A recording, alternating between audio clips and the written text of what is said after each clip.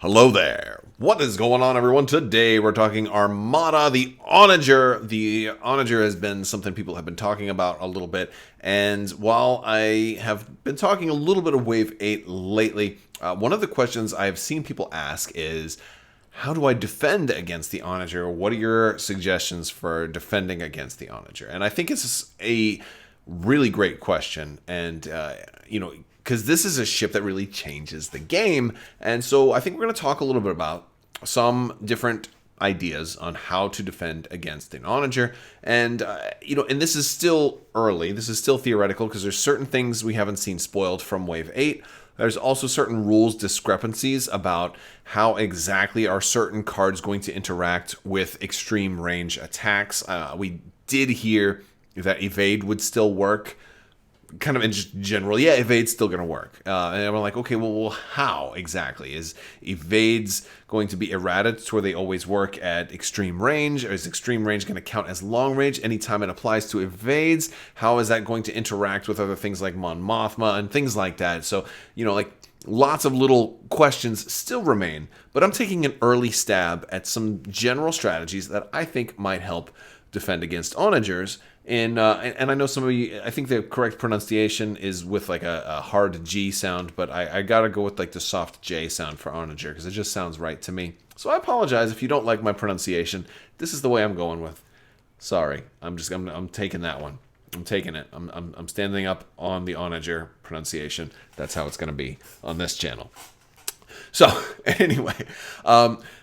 Also do want to remind you guys about 12 Days of Life Day. We've already started the giveaways. More are coming, so make sure you stay tuned if you want to be a part of this random giveaway extravaganza that's going on all throughout the month of December. You just have to be a subscriber and leave a comment. We already announced one giveaway winner yesterday, so stay tuned. Some of those will be announced on Twitter and or Facebook too, so check the description. Anything that does not get claimed will show up and be available for patrons in January, so stay tuned for that too. Pretty cool stuff.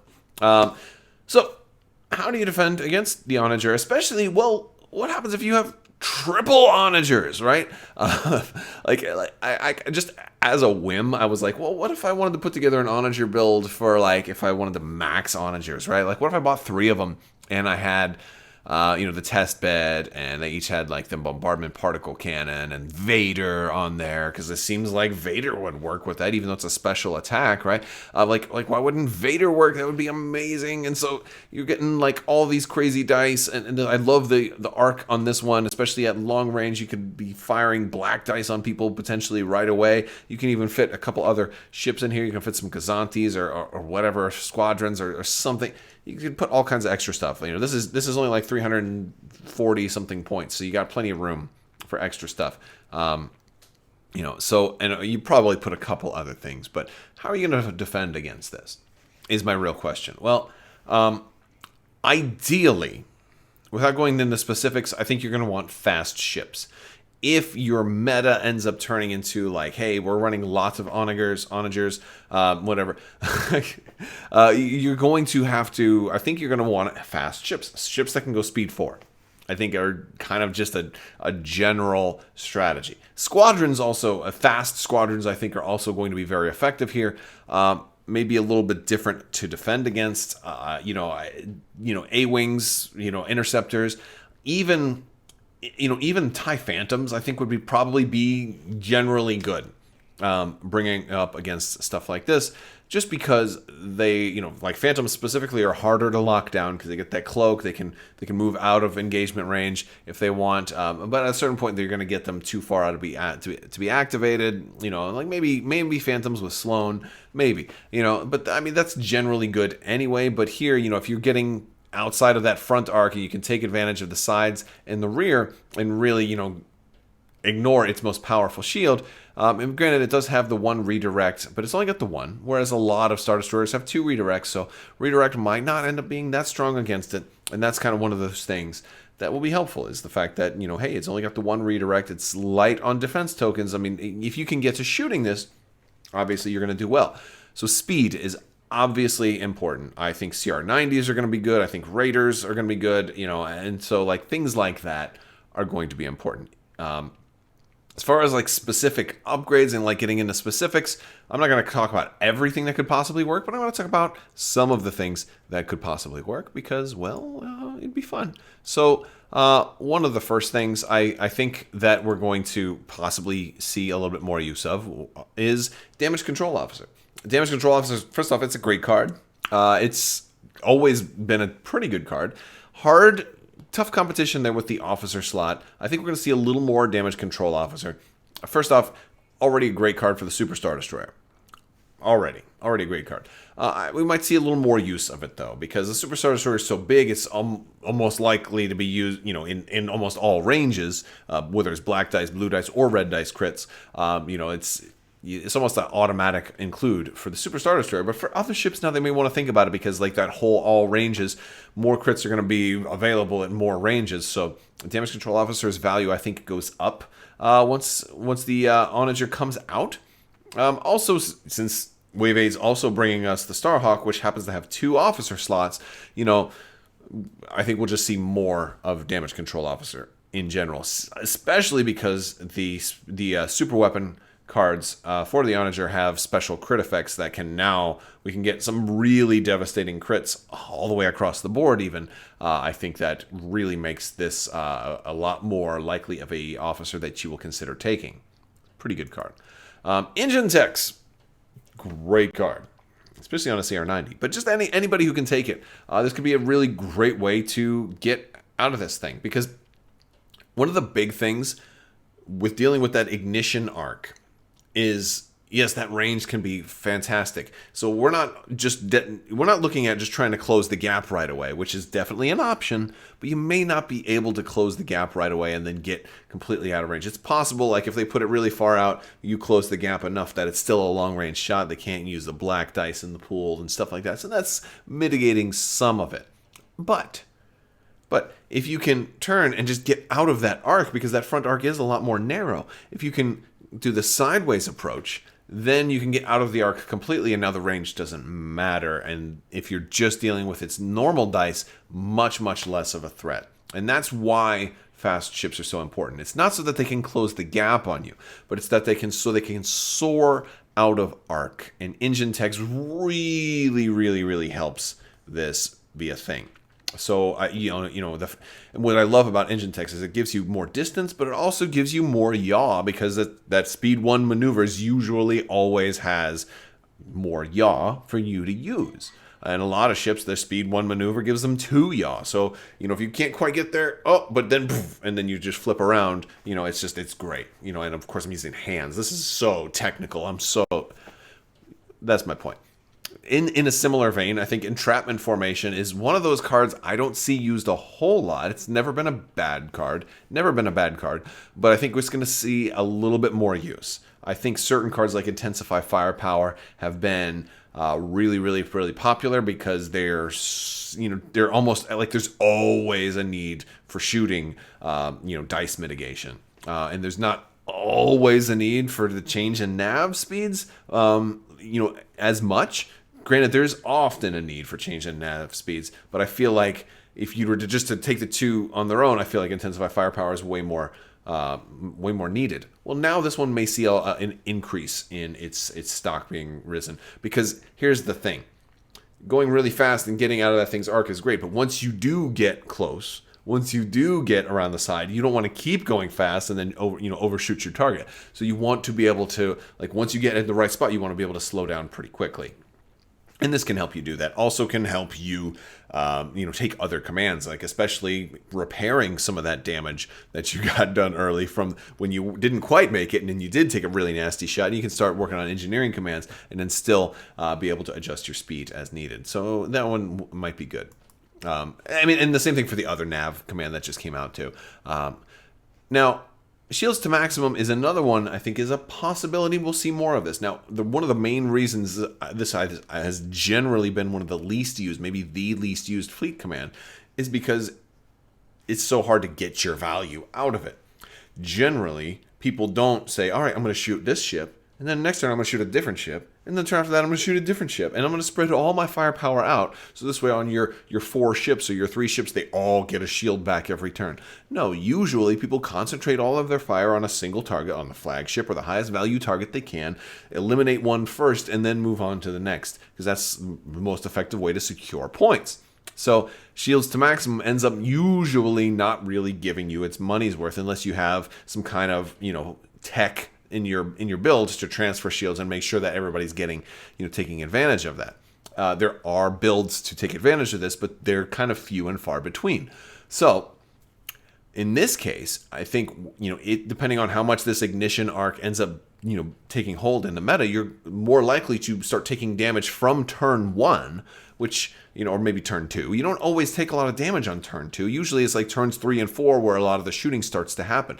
So here you can take damage on turn 1, depending on which titles are in use, but generally you're probably going to be taking damage on turn 2, which means you're going to be able to start recovering shields more. You're going to have more turns where actually you get a chance to use this. Because if you think about it, if you spend 6 points on this upgrade, first off, there's a tax because you had to bring a ship that could take that, whereas you might not have taken that ship otherwise. Like, hey, if you're a rebel taking the Pelta just so you could get this fleet command, well, maybe you didn't want to bring a Pelta, maybe you wanted to bring something else. You're already paying a little more for the Pelta, then you're putting this on there in lieu of a different fleet command. So, like, if you end up only really using it like 2 turns out of the 6 turns in the game, you're really not getting as much value. So if you're actually able to use it 4 or 5 turns out of the game, you get more value out of the 6 points.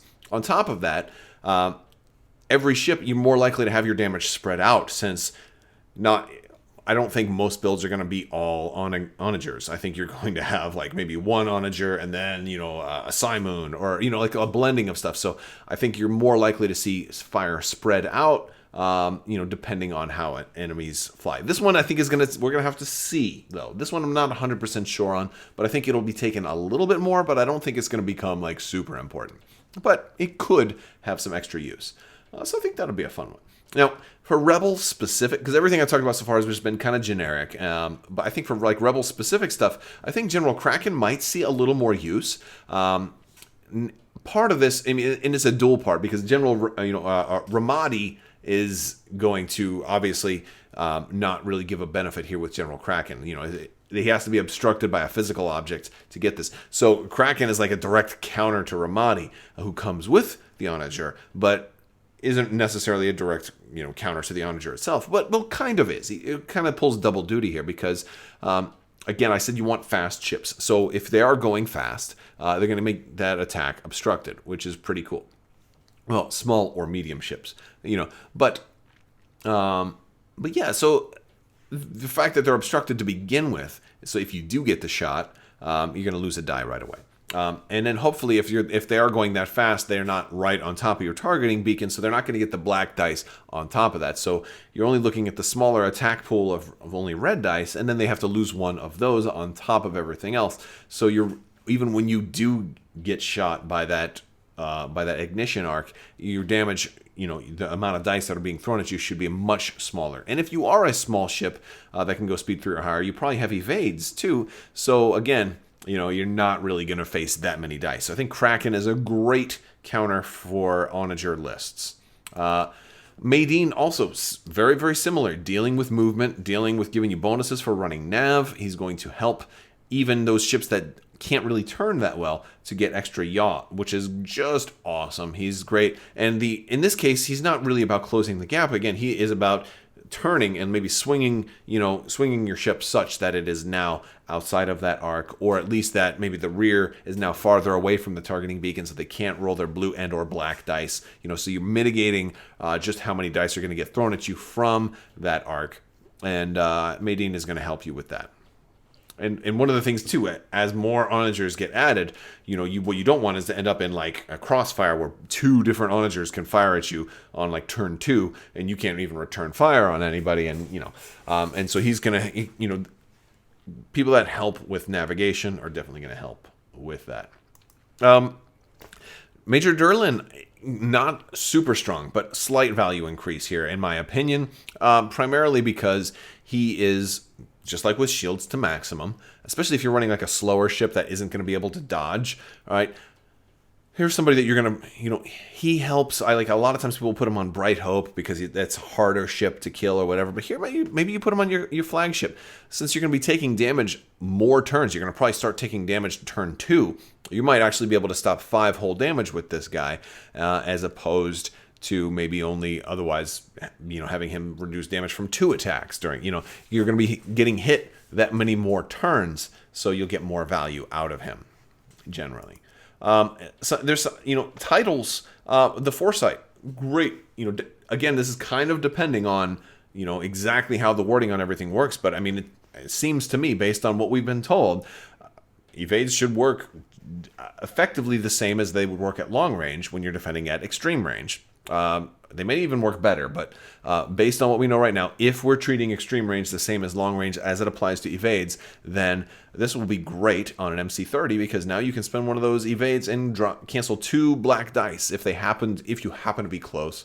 But otherwise, that's just a great overall defense generally, and will help those MC30s really stay alive even more, which is great. Great, love it.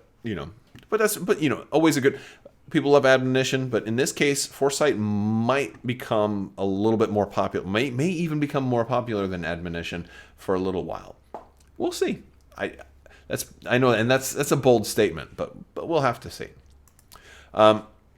Profundity. Profundity is a great card. I put Profundity under here because I think the Radis, Russian nesting doll type of strategy could actually be really useful here. If you start off with a small ship and you have Radis on him, you do move him pretty far forward. Like take a CR90, for example. You start at speed 4, engine techs. Okay, you can actually kind of close the gap.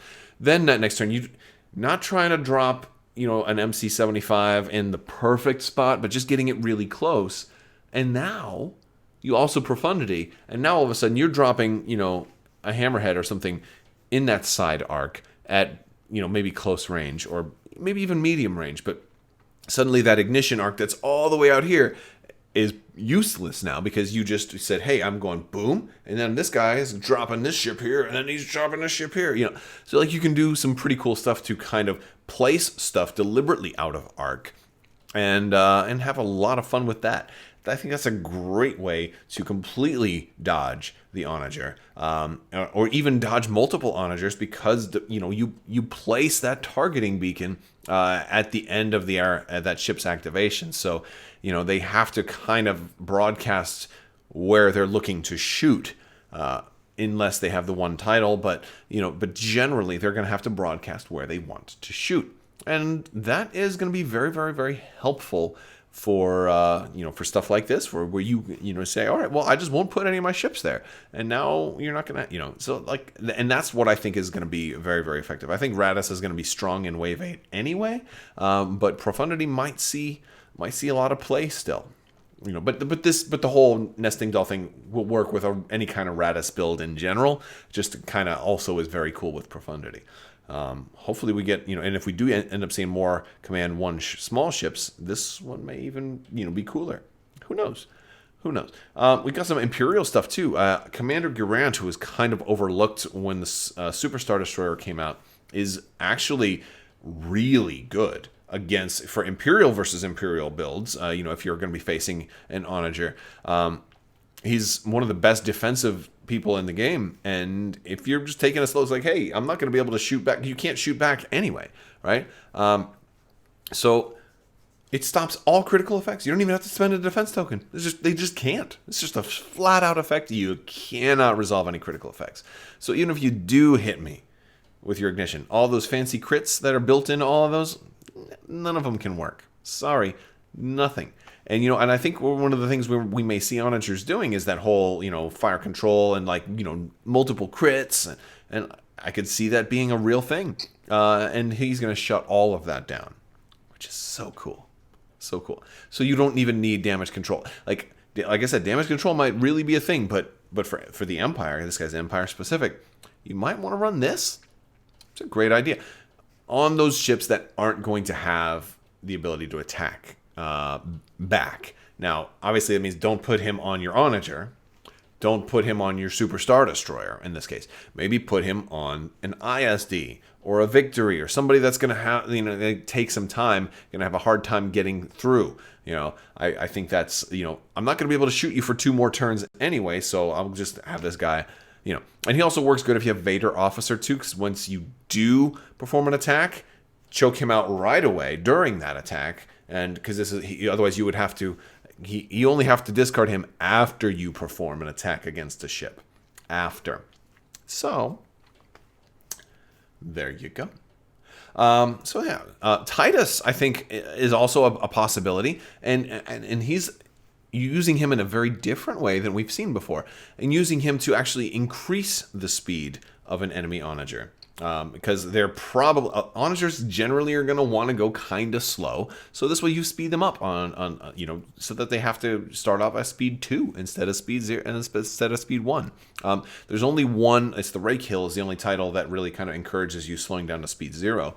So maybe any ship that's not the Rake Hill, you speed them up, or Rake Hill you would kind of expect them to want to do nav anyway, but he just having him in your fleet, they don't know, so that you just have some fun, kind of force them to do certain commands, and I kind of dig that. Because it used to be like, I want to slow your ship down so it can't get to me. No, now this is a ship maybe you want to speed up.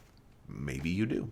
It's kind of cool, and again, also useful with Vader Officer being a thing. Choke him out afterwards once he's no longer needed. I think Titus is a really, really cool idea of a card, a very cool card. Ozzel as a commander, one that I never really wanted to use, but I think here's a situation where I think he may end up becoming more useful than I have ever given him credit for. And he's not bad. He just isn't my type. I don't generally like to do nav as much as other competitive players do, just because I prefer concentrate fire. Because I like to have that randomness of like, I'm just hoping I get enough dice to kill you outright. And sometimes it works, sometimes it doesn't. Not the best advice, admittedly, but it's fun. And fun is a lot. But anyway, back on track. Ozzel's super good in this use case, because he's going to allow you to speed past that arc and then very, very quickly slow down.